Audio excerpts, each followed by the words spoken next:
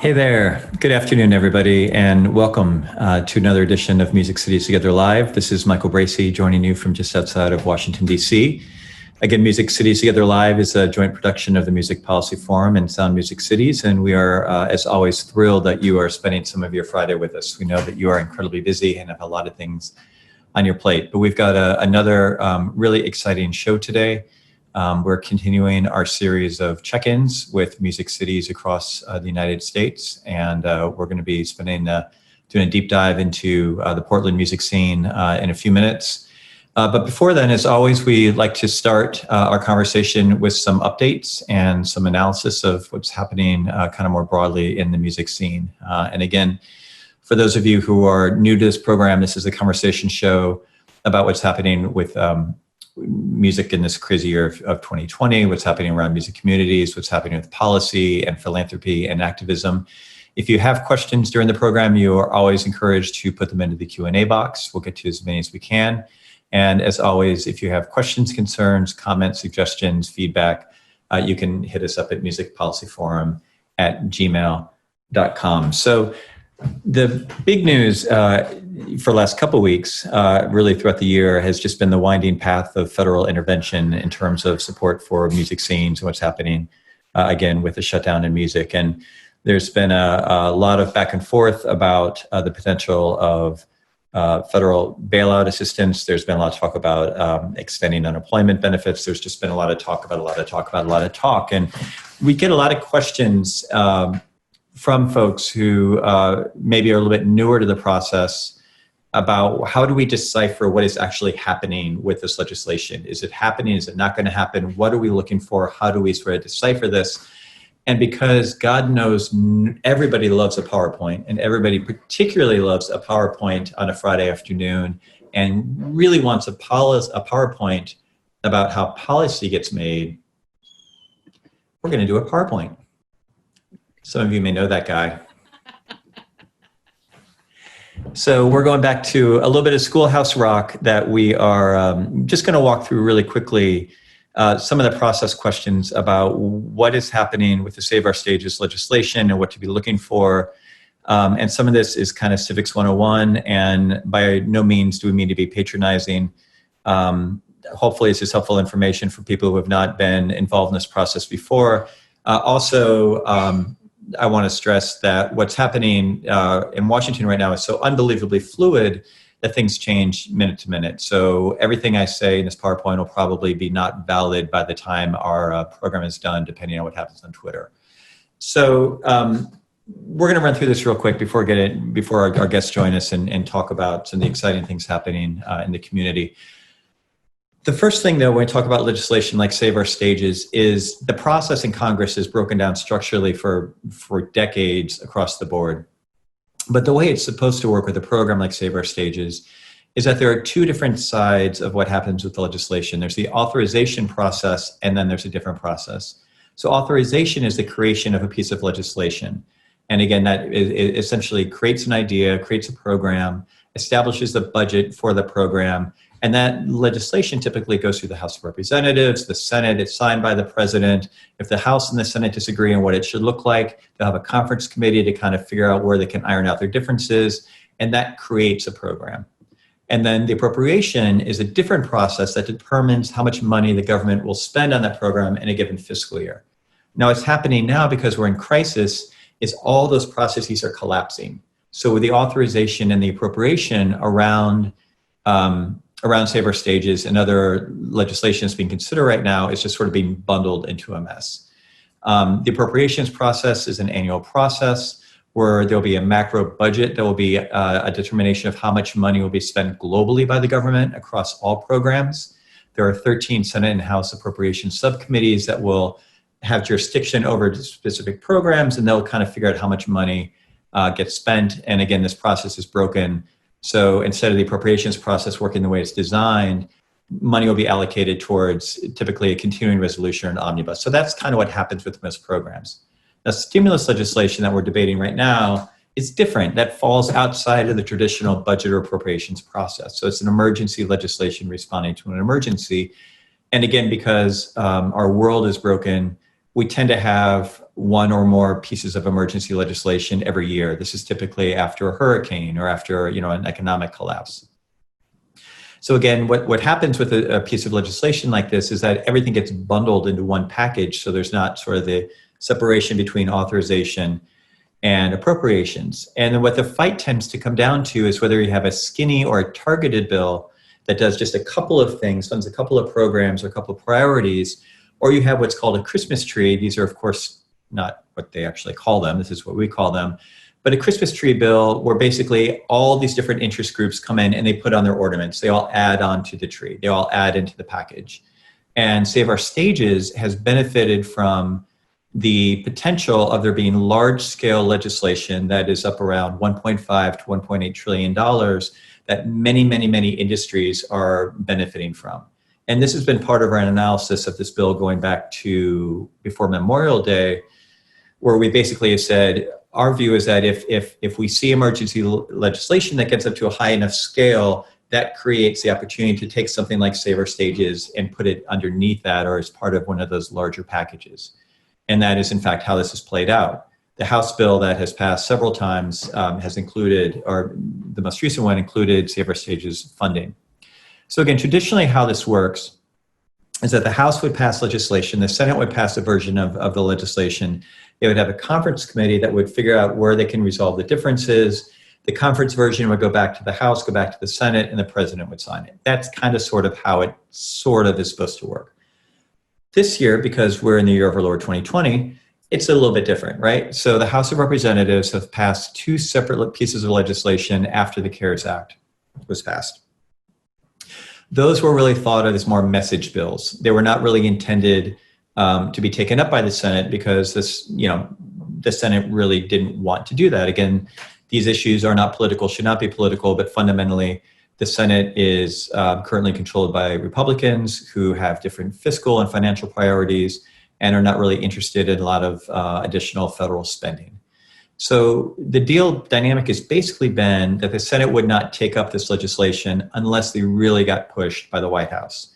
And as you all know, and if you're following it, the White House has been sort of all over the map in terms of if they want another bill or not. So when we were talking about this last week, we'd gone through the arc of the president saying we're going to do no bill, the negotiations are done, and then we do want a bill, and then we want a bill bigger than the bill that Pelosi and the House wants, and it's just been very challenging to kind of figure out what are they actually negotiating on.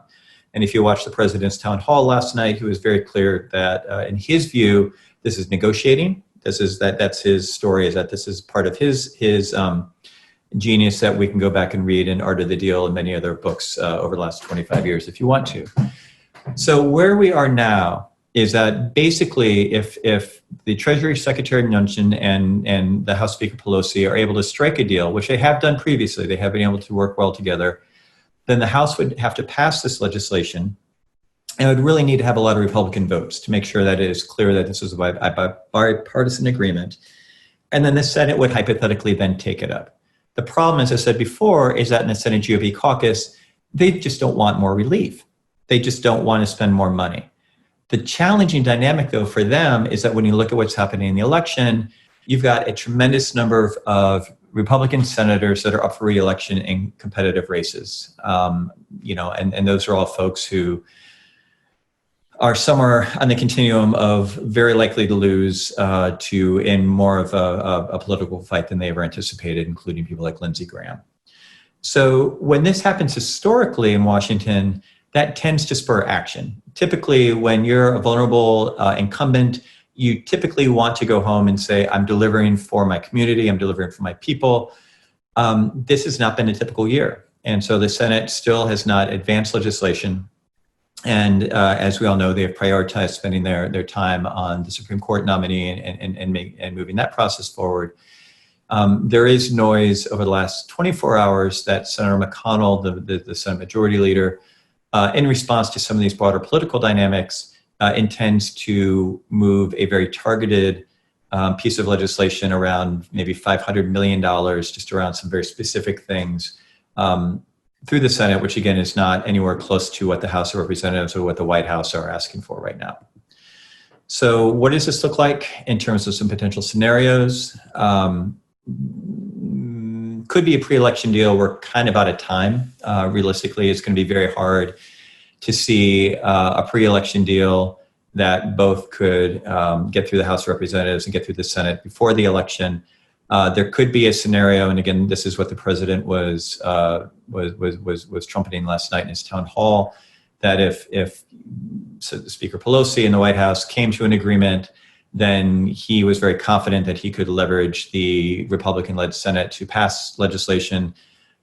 Again, it feels like we're pretty much out of time on that, but that certainly is what the White House line is right now, that they have the political juice in the Senate to get that done. A second potential would be for Congress to come back in what's called a lame duck session after the election and pick up stimulus legislation in late November, early December. Again, this would all be determined by what happens in the election and the remarkably complicated politics about whether the Democrats and the Republicans would be more inclined to try to strike a deal with the current composition of Congress and the Senate, or if it just makes more sense to wait. So more likely, we're looking at early 2021 recovery package, again, pending electoral results. Most folks, again, anticipate that if the election goes the way that the election is likely to go, or is possible to go according to the polls and the analysts. And if you have a situation where the Democrats win the White House, the House of Representatives, and the Senate, it's a virtual 100% guarantee that there's going to be a significant recovery package in the first 3 months of next year. So the issue, again, for Save Our Stages is, again, that this gets, the old cliche about out of our, kind of beyond our pay grade. The community has done what we can do, which is to get the bipartisan support and commitment at the House of Representatives from the Trump White House and from leading Senate Republicans, including John Cornyn and others, that if there is and when there is a recovery package, that venues will be included in that package. And again, in the House bill, that was at $10 billion. There's no guarantee that $10 billion would be the amount that we get into a package down the road. But really, again, we're sort of at the at the mercy of the broader political tides in terms of when this legislation is passed and what ultimately the deal looks like. So that is my little tutorial, and I hope that wasn't too painful for you all, but and hopefully that's useful or informative. If not, don't send me comments. I don't want to hear them. But that's kind of where the process is. So again, when you're hearing all this stuff from the White House, when you're hearing all this stuff from Congress in terms of the president doesn't have the votes, does the president have the votes? Can he make it happen? Can he not make it happen? Does he want to make it happen? Does McConnell want to make it happen? That's really what we're looking at. Again, is the White House and the House of Representatives potentially more aligned than the Senate in terms of the scale of a recovery package and really pushing on the timing. So part of what that leads into, again, is what's happening at the broader philanthropic efforts. Because again, to the credit of the entire community, it's really not a good idea to sit back and hope that Congress is going to come in and bail everybody out. I think that's not something that is a guarantee and nothing that we should wait for. So again, over the past couple of weeks, we've been highlighting a number of the philanthropic efforts, and a lot of things have been happening in terms of localities and national efforts. Last week, we talked about the Save Our Stages Fest, which Alex will throw the URL for that into the chat again. And everybody say hi to our producer, Alex Stolden. Thanks again, Alex, for all your amazing work, and appreciate everything you do. But this weekend is the Save Our Stages Fest that is being presented by the National Independent Venue Association in partnership with YouTube TV. And I think Bud Light Seltzer, I think, is the beverage sponsor there, which maybe they're going for the college demographic there in the SOS Fest. But there's going to be an amazing amount of great music taking place all across the country in venues that unfortunately are closed. And then I want to bring in Kate Becker from King County. Kate, if you could join us real quick. Some very exciting developments on some of the work that you've talked to us about previously in previous programs. Major philanthropic effort launched this week in Washington State. Could you give us a quick update on what's happening there? I'd sure be happy to. Thank you so much, Michael. Yes, so we have had a quiet campaign building in Washington because our venues are all still shut down. We have a full live entertainment ban still in effect statewide in the state of Washington, and our venues are having a burn rate of about $2 million a month in expenses that they have to pay that they have no way to regenerate as long as they're shut down. And while the county did come forward early on with $750,000 to help sustain our venues, we knew that that would not be nearly enough. And Seattle and King County are a pretty philanthropic community with many, many music lovers. And so we have been building this campaign called Keep Music Live Washington, and we just went public this week. So we've been doing a couple of cultivation events with major donors, trying to bring in those early big donations that we could then leverage as matching funds as the campaign goes public. And so it's public now. And Alex, if you can put the link up to the Keep Music Live site, that would be great. And we kicked it off this week. And we worked with a lot of venue owners. That's really who's at the heart of the Keep Music Live campaign. I am not on the board, but I am a champion for this effort. And so the venue owners and the philanthropists have really gotten out of the gate strongly this week. If the link is up, I'm not seeing it. Yeah. It is up. Okay, terrific. So a part of that campaign also launched yesterday, which is super fun. And Alex, I'm not seeing the main screen. So if you can throw the photos up of the venues, that would be great. Here's a couple of our venues. Now I see it. Thank you. Numos on the left and El Corazon in the Funhouse on the right. These are two of the venues in the state of Washington that are wrapped in big PLU, public land use signs. And these signs say, coming soon, a giant new condo skyscraper right here at your beloved venue, unless we all jump in to help make a different plan. So these are really striking. They are up around the state. There are some in Bellingham at the Wild Buffalo. There are some out in Spokane. I think the Lucky Lounge is wrapped. Jazz Bones in Tacoma is wrapped. There's a number of venues throughout the state that have these public land use action signs on them right now, which are sure getting a lot of attention. So just wanted to share that with you. And yes, if any of you are interested in this campaign, we have an event on October 29th. I'd be happy to invite any of you to that. Just zip me an email at kate.becker@kingcounty.gov, and I'd be happy to invite you to that. Thank you, Kate. Thank you for having me, Michael.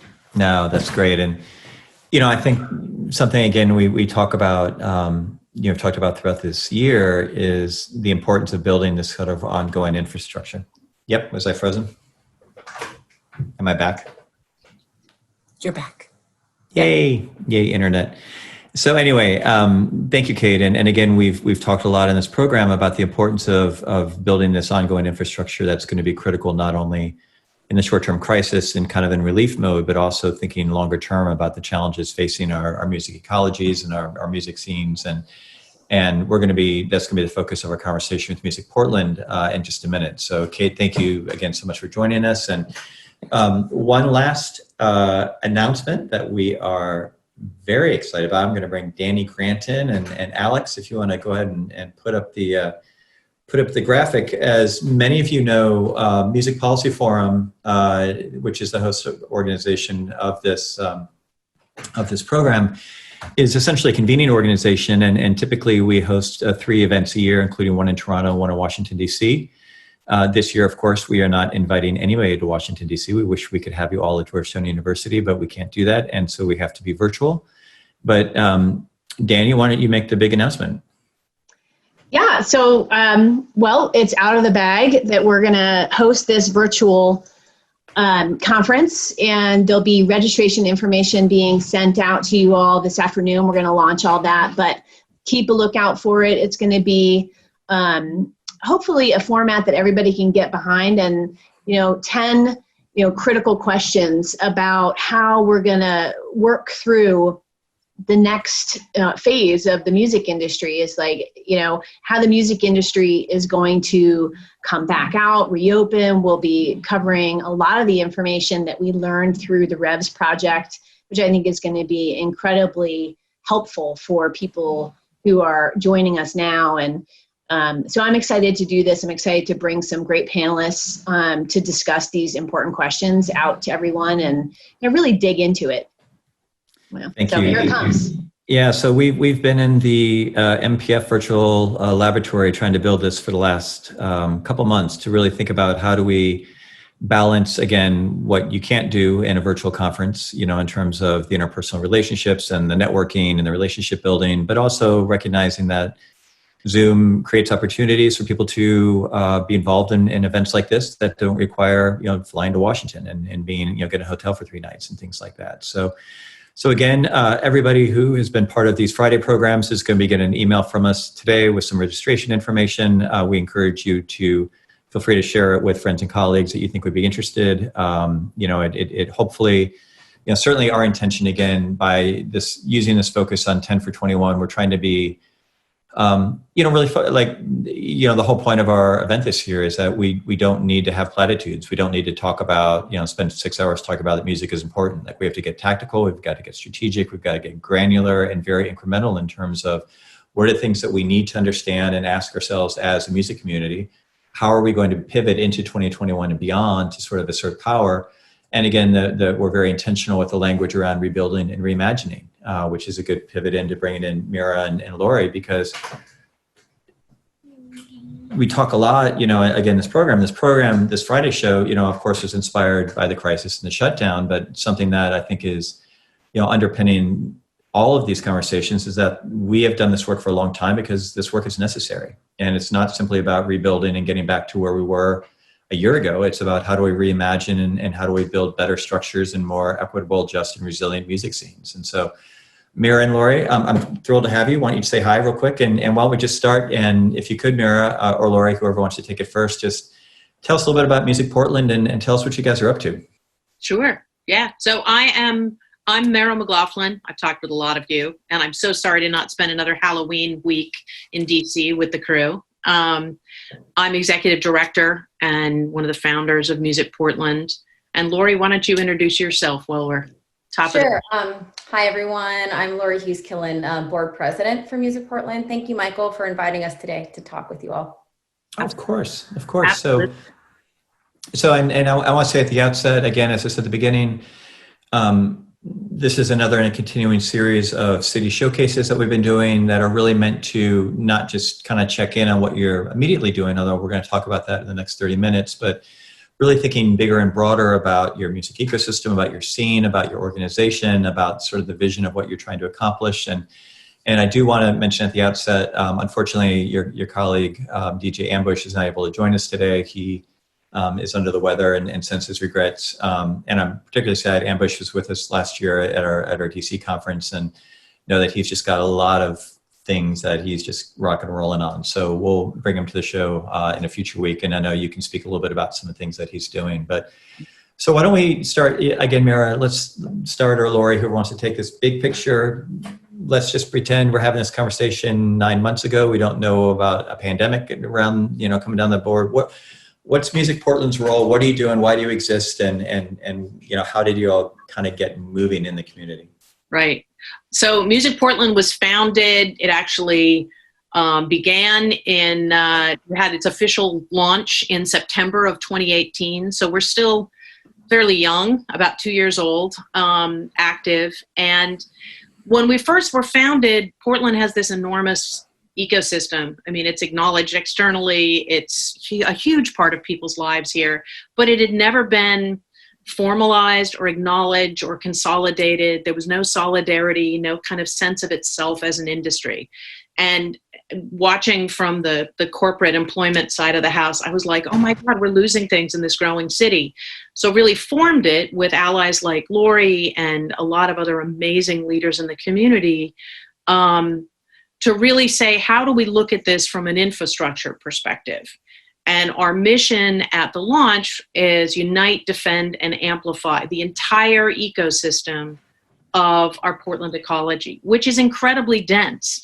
And what I think people often think is, oh, there's music, and they see the live performers and they think about them and they see the venues, but thinking about all of the industry that goes behind that, all the obviously sound engineers and lighting designers and producers and record labels and distribution companies, of which we have some very large ones, and replication houses and music lawyers. And I don't know, Alex, I sent you an image that we created. Actually, I had looked for this for a long time, trying to find somebody else that had come up with it.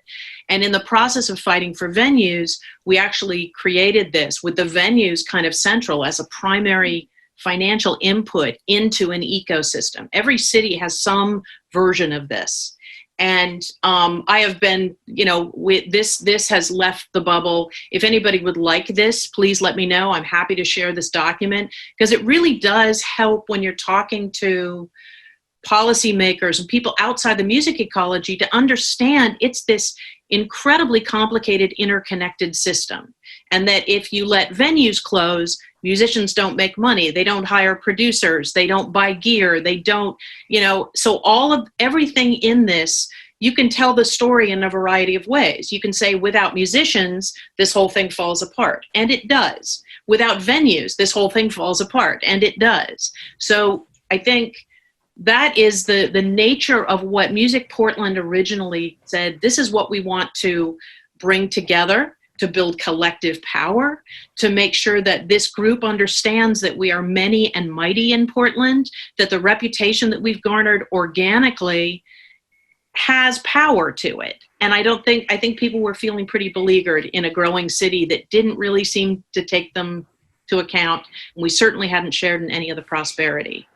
One of the things that has definitely come to mind with this is that unite, defend, and amplify as founding principles. We've really spent a lot of time during our national and local racial reckoning that defend is maybe not the right word. In the same way that the REVS process is sort of, I think I've seen a shift, which I love, from reopen to reimagine. I think that's an incredibly potent redefinition of what the mission is, because we can't just go back to what it was. None of us will. So defend felt a little status quo. So we're still trying to find a word. If anybody out there comes up with a great word to define where I think we all are in terms of our mission as we're defending our respective ecosystems, how do we make sure that we're talking about optimizing, and reimagine? I could just steal reimagining. That sounds wild. Let's use that. But so anyway, that we started with that. We also started, thinking that we weren't going to be cannibalizing any of the existing traditional arts funding mechanisms. We saw commercial popular music as something different. And I think that in the face of COVID, that's had to really flip on its ear. And I'll be talking more about that in terms of strategy. But, the idea originally was to say we're going to fund our efforts, our advocacy efforts as a C6 through industry memberships, but understanding that pitching an industry or trade association to a group of people who don't even recognize themselves as an industry has been quite challenging. So it's been about sort of educating folks on what solidarity and industry advocacy is at a remedial level. We also assumed that because we confirmed that stakeholders in the larger business community rely on our music ecology for their own success, we were planning in 2020 to actually tap those for resources as well. That all went out the window in, as you say, year of our Lord 2020, where all bets are off. But our goal was to really defend the entire ecosystem, to look at it holistically, and to explore and resolve challenges that impacted everyone.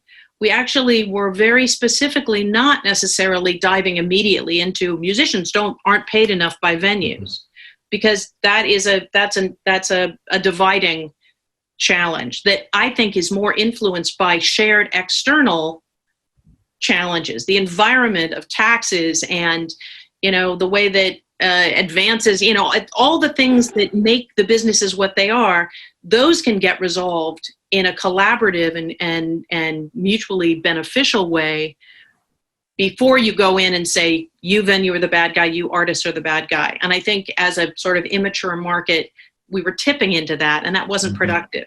So, I'll stop there. That is kind of who we are. That's so interesting. And I've got this is going to be possibly a very poorly worded question / reflection, but I mean, I think part of what,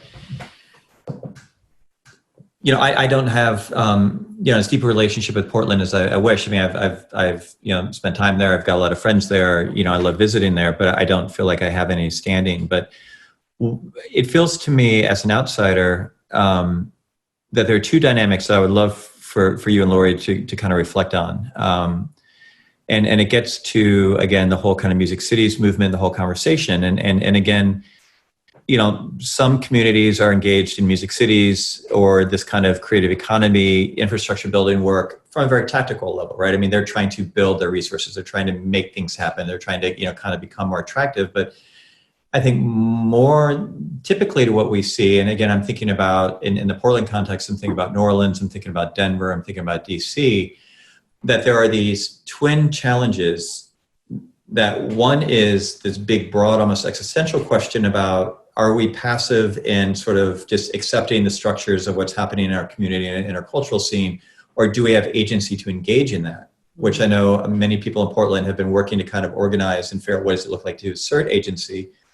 The other is, a phrase that we use internally, and I'm not sure if it's the right phrase, it probably is totally not the right phrase, but it certainly comes out of a lot of our colleague Ashley Keaton's thinking in New Orleans around the concept of cultural continuity, around the understanding of what is it about our community and our culture, our organic indigenous cultural scene that is important to us, that is going to be altered by the sort of economic development of our city and the changing nature of our city, that we want to understand and be able to say, we don't want to put it in a museum, but we want to understand what is the base that we're going off of.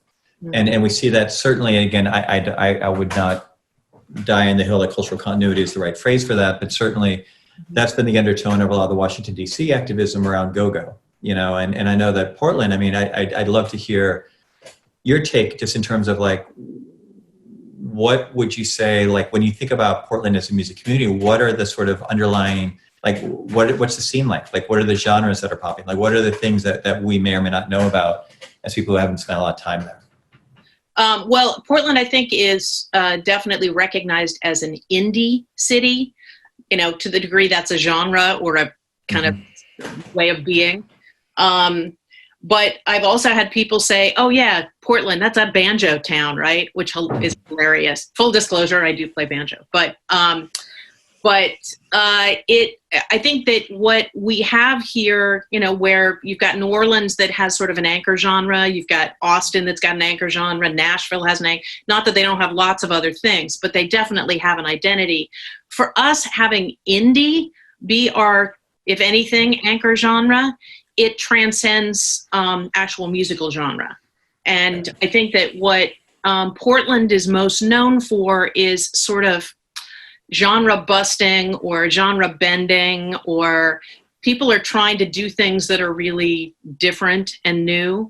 We also have a very vibrant hip hop culture that has been, very much at the center of a lot of our protest movements. Many of the leaders of the most visible leaders of the protest movement are themselves musicians, music writers, music advocates. Because I think that the hip hop community has really been at the forefront of a lot of the things that have been happening. So for those that don't know Portland, I think you're going to find variety. I think we've got an incredibly high level of talent here amongst our local musicians, and it's across the board. It's in, just about every single genre. And Lori, you've been booking for years and celebrating our national folks. What do you say to this? Yeah, definitely. I mean, the variety that we see here is pretty wide. But I think it's interesting. I think like the racial inequities really tie in a lot with how our scene gets viewed in terms of the way it skews. because hip hop has been, we're not known nationally in larger, other communities as being like a dense hip hop rich scene, but it's been in and out for the last 20 years. Like it goes in waves where like the Portland hip hop, the organic Portland hip hop is like, that's the moment, that's the thing. And then I think a lot of the systemic issues that we face, like looking specifically at hip hop, kind of suppress it back down. So when you're having issues with, the police specifically targeting venues or hosting hip hop events, and then venues become afraid or sort of timid around whether or not they should even, book that genre more often, then it kind of like pushes it back down and it goes underground. And there's always like these really amazing things coming out of certain neighborhoods, like the St. John's neighborhood, for example. A lot of the hip hop has been coming out of that specific area of town for the last, 3 years or so, but there's not like a dedicated performance space over there for the artists to be able to showcase. So it's things like that there's a lot going on here that you wouldn't know because it's not being featured like out there for everyone to see. We also have a really rich Latinx community here. We've got a lot of young people that are producing some really cool stuff. And it's just, I feel like we're just barely dipping our toe into what is here. So I think access and visibility is an issue for our scene. For me, what I think is going to be really interesting coming out of 2020 is how much it's sort of lifted, drawn the curtains back for everybody to see what is here, because we have to get more engaged and we're hearing from each other more and learning about each other more. So yeah, that doesn't really answer the question of like what to say what we are, because we don't have a defined scene, but we're very rich. There's more diversity here than I think people really realize. Absolutely. Yeah. It's also electronic music. It's huge. We're the modular synth epicenter of the world, says Reverb magazine. There's a huge, I know, look at that. I'm going to make a t-shirt. We've got amazing neo soul artists that are kind of coming to the front. We've got rhythm and blues. We've got, indie rock and singer-songwriters. It is not on any kind of limit, which has been really fun to bring to light. Looking again as MusicPortland at the external limitations that are placed on our city, manifesting all of its excellence. And that's things like, insurance redlining, and that is something I would love to see this collective take on and start to document across cities and really take on. I know with our congressional, with our senators, they say, great, bring it to us. Tell us what needs to happen. This is a horrific systemic impediment that everybody is suffering. So I'd love to see MPF or MCT come together and work on that. I don't know. That was a rambly way to answer your question. No. That's fantastic. And again, this is a little bit of an outsider perspective, but and I'm sure that y'all get sick of this sort of quasi-romanticized notion of Portlandia and this sort of progressive oasis that's also kind of a little bit silly and a little bit whatever you'd want to say. But I do know. I think the combination of quality of life, of perceived affordability, I don't know if it's true affordability, but perceived affordability, the ecosystem that you documented is so incredibly powerful that it certainly in terms of my networks and people I work with and people I'm friends with, I mean, it's really been, important for them to have Portland as a hub. And I know, one city, which I will not name, we were doing some conversations with trying to help them sort of understand their ecosystem and support it. And the question is, well, who do you think of like your local bands? Like, who are the bands that people would recognize? And they mentioned a band, and it's like, well, yeah, but that band had one hit and moved to Portland, so that doesn't count. But anyway, it's it's just, yeah, it's fascinating. And so I want to pivot again to some of the more incremental kind or more direct 2020 stuff. And you touched on a bunch of it, but I'd like to, there's sort of three different pieces I think that are really helpful for our audience today. And let me lay them out, and then you can take them in whatever order would be best for you. So one is certainly, Portland,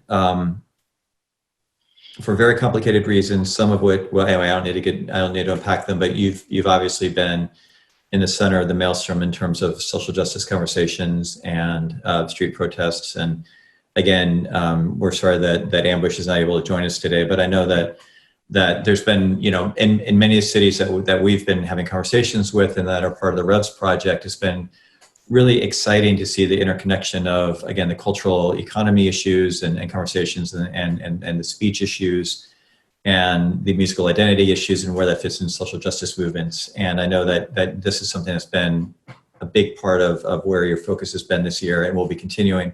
So I'm going to ask you to, well, let me just start there. And again, I know you can't speak for Ambush and some of the stuff he's leading, others are working on, but maybe just give a quick sense of what that, what you'd like audiences here to know about, in terms of what tangibly is happening around that intersection right now in Portland. Yeah.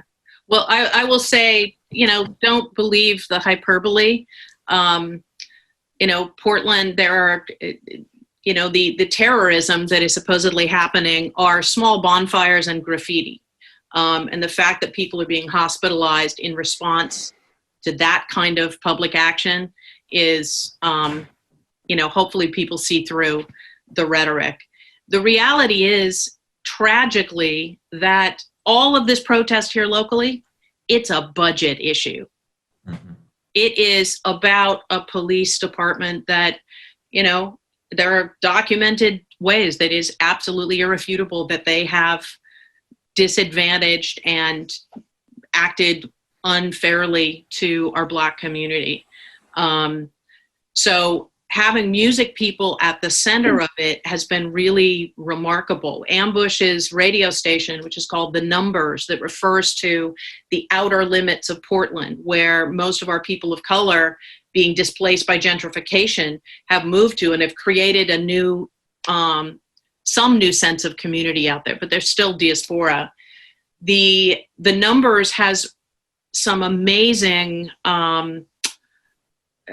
agents on it who have been talking and giving voice and witness to this action as it evolves and constantly sort of playing it back. And I know, for me as a nice white lady in Portland, it has been remarkably eye-opening to have that kind of media outlet, having those candid conversations in public. Because I think part of what Portland has suffered forever, since it was founded as a white utopia, is that these conversations are happening without us, and that having two parallel conversations is not a benefit for anybody. Our music ecology, looking at it, and Lori and I came into this with all best intentions, but it's really this moment and this year and these protests that have caused us both to really go back and look and say, how are we part of it? We're a product of the city that we live in. We're a product of that siloed and isolated conversation, and have been doing a ton of work to build engagement and make sure that we're listening to BIPOC leadership and that we're getting that information in to help derive the kind of work that we're doing. One thing that it's a perfect Portland example.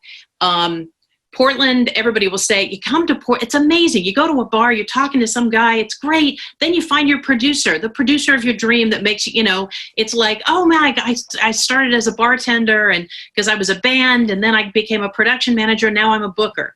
We're a town that clings desperately to its sense of itself as a small little friendly town. We're not a small little friendly town. And the idea that we still, slap on the back who is racist as hell. It's completely exclusionary. So that MusicPortland, looking at this and saying, that ain't gonna work. We're creating a full industry directory for the first time in Portland history, and making sure that you can filter based on values and attributes to be able to say, I'm looking for Black-owned studios. Wait a minute, there's one there's 120 of them listed. There's one that's black. That's a problem. As you can bring this information and access out there, I think all of it's going to help inform what we as Portlanders like to enjoy in our comfortable, friendly, small town bubble. And it's been hurting people. And so we as an ecology need to do better than the city that we're in and acknowledge the places where white bias are really excluding people that shouldn't be excluded. Yeah. So continuing on some of the 2020 themes, we're thrilled that you all have been a REVS pilot. Again, everybody who's watching the program, I'm sure at this point is familiar with the Reopen Every Venue Safely initiative that we launched this year that includes 11 pilot cities in the United States, and Portland has been one of them. The design of the cohort very intentionally was not prescriptive. It was bottom up and is meant to sort of help catalyze collaboration across cities and local organizing. And you all have done a bunch of stuff that has just been really exciting and stuff that other cities have learned from and are kind of picking up on. And I don't know, Lori, you've been leading a lot of the REVS work. If you could, kind of speak to some of the stuff that you've been doing in terms of, particularly in terms of trying to do stakeholder engagement and really trying to understand where the community is. So maybe you could start with just a brief sort of perspective on Portland and REVS and like what the reopening conversation even is, from a macro level, and then go into some of the tactics that you guys have employed that have been really fun to watch. Sure, absolutely.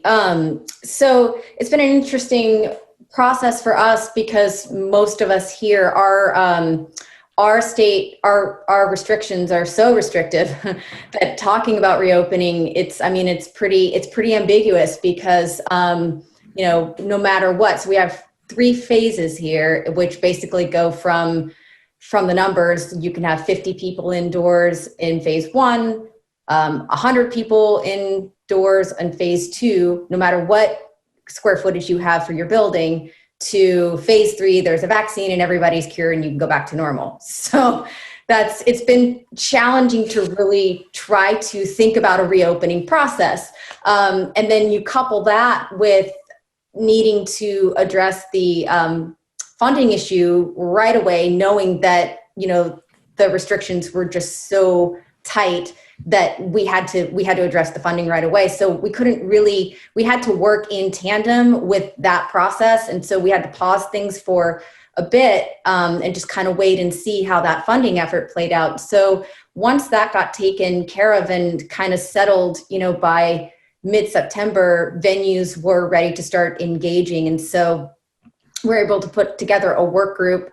And for the last 6 weeks, we've been doing a lot of knowledge sharing. That group, we've got about 18 venues, different venues, and a couple, so most of them are from Portland, but we did pull in a few from other areas of the state because we do have some venues that are in a phase 2 situation that they actually have been able to do a few socially distanced things this summer. So we really wanted to understand what that looked like since we all share the same restrictions statewide. So we wanted to get their intel to see how things were going and try to get some feedback from their patrons that were able to participate.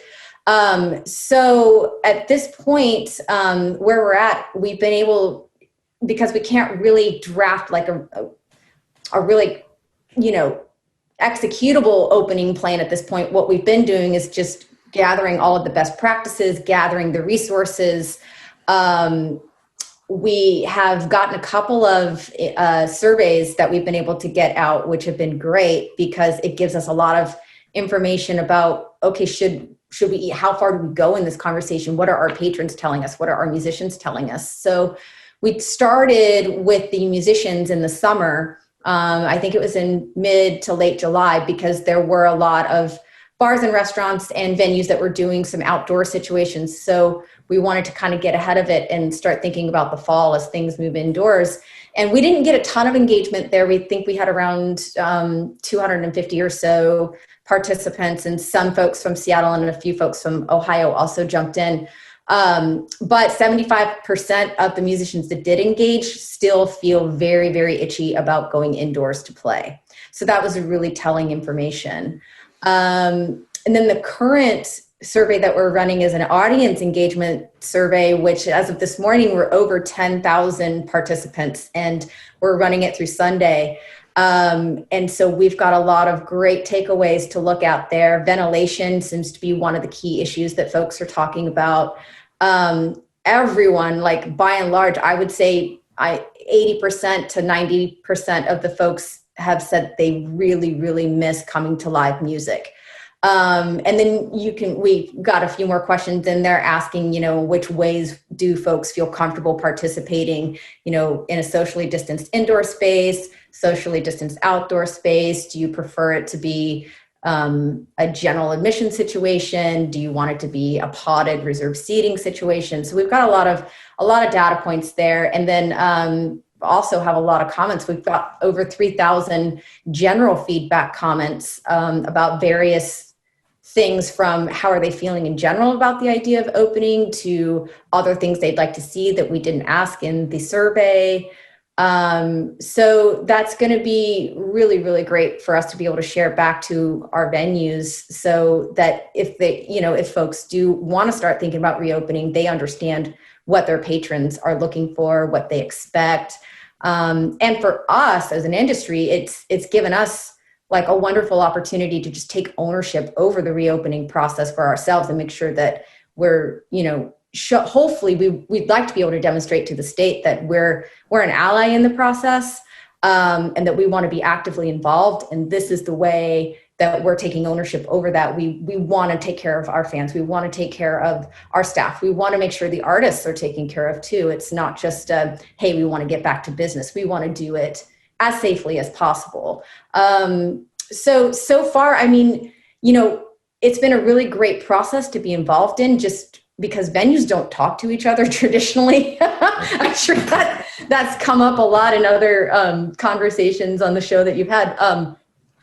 So that's been really interesting because we have to do it together. We can't stay Portland.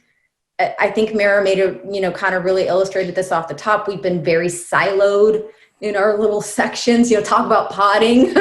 So it's kind of interesting that we're talking about potting our patrons when we've all been potted all along. And now we're having to come together in all of these different ways to talk about the issues at hand and get creative and communicate. Communication is just key. So, so that's kind of the big picture, what we've done here with that process. No, that's awesome. And just to kind of amplify and build on a couple of points you made, I mean, I think one of the, when we launched the REVS initiative, nobody knew anything about what we're doing, right? I mean, we knew that there are fundamental basics that we had to respond to as a community, including the fact that we were going to have structural shutdown of live music, that at some point we would have to reopen, that nobody really knew what that looked like in terms of timing or in terms of protocols. But what, we kind of placed a big bet on as a national leadership team was this notion of community, and this notion that, in many music scenes, it's not sort of a traditional kind of business to consumer dynamic. It really is like, this is us coming together. And, the people that you see in the front row of the shows are often the people who are playing down the street on Thursday night, or the people who are working at the bar. It is a community effort. And very organically, Portland was one of many of our REVS cities that immediately on their own gravitated towards this notion of, almost sublimating the sort of economic crisis element to this, because obviously this is an existential economic crisis for everybody in the music industry. But deprioritizing that in favor of the health of our venue employees and the health of our musicians. And if we didn't have the health stuff figured out, we were not going to be able to push, or we didn't want to push, that reopening conversation. And then the corollary to that with the audience research is so powerful, because again, and I'm not trying to be binary and throw other industries or businesses under the bus, but we see, right now we're back in July numbers, right? We're back in July numbers in large part because a lot of businesses don't care, and they are just flaunting all the public health advice. And we're going to reap what that sows. And in the music side, I don't mean to diminish the public health aspect and the tragedy of all the illness and the death and everything else. On, the music community side, there's a real, again, sort of dichotomy or contradiction between, how a lot of communities and venues are trying to do this in one way and how people are doing a different way. And the fact that, I don't know what I'm talking about, obviously, but I feel very strongly philosophically that the fact that, cities like Portland are doing the direct outreach to the community to say, what do you need to see from us? And what can we ask of you? And that when we get to the point when it's time to reopen, when the science allows us to reopen, you have a dialogue established that's going to be so powerful and so much more impactful than other just random businesses that are just like, don't care or not engaged in the conversation. So the fact that you've got over 10,000 audience participants in the survey, in a short amount of time without a lot of infrastructure behind it, is really exciting. I know a lot of the other REVS cities are watching and are eager to kind of learn what they can from what you're doing on that. So that's just super exciting. We're close to time, but I do want to pin back to one other issue, which again was referenced in today's conversation, but I just want to bring to the forefront. Part